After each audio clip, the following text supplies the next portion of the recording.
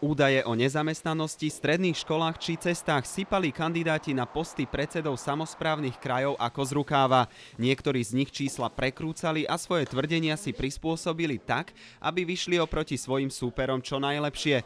Podrobne overiť ich výroky trvalo analytikom z portálu Demagog.sk niekoľko dní. Demagog.sk overil 405 faktických výrokov počas volieb, z toho 60% bolo hodnotených ako pravdivých a zbytok 40% bolo hodnotených ako neuveriteľných, zavádzajúcich alebo nepravdivých. Podľa odborníka na politický marketing takéto vystupovanie politikov či kandidátov do verejných funkcií nie je nezvyčajné. Politici si pomáhajú či už zavádzaním, alebo niekedy aj priamym klamstvom. Práve vďaka internetu a médiám, ktoré ich výroky podrobujú kritickému pohľadu, sa politikovi neoplatí priamo klamať. Veľmi časté je ale zavádzanie, to znamená interpretácia faktov z tej strany, z ktorej to politikovi vyhovuje. Ľudia sú často konfrontovaní protichodnými informáciami. Časť sa snaží na ich kontrolu využívať médiá, iní zase na informácie nazerajú cez získané stereotypy, napríklad o menšinách.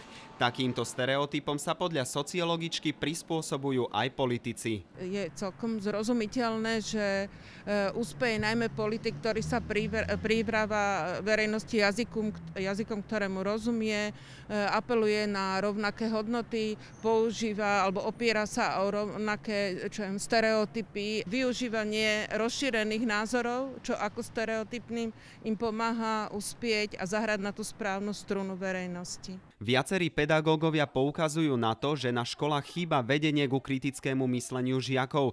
To by malo u študentov posilniť schopnosť triediť informácie, správne ich interpretovať a vytvárať si tak vlastný názor. Študenti sú u nás podľa pedagógov stále zvyknutí prijímať hotové informácie. Spôsob, ako sa ubrániť, či už ovplyvňovaniu zo strany politikov alebo iných ľudí, ktorí komunikujú prostredníctvom médií, je kriticky myslieť.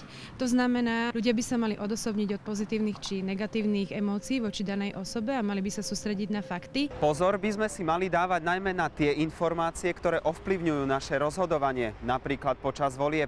Tie najbližšie prezidentské nás čakajú už túto jar. Kristián Čekovský, RTVS.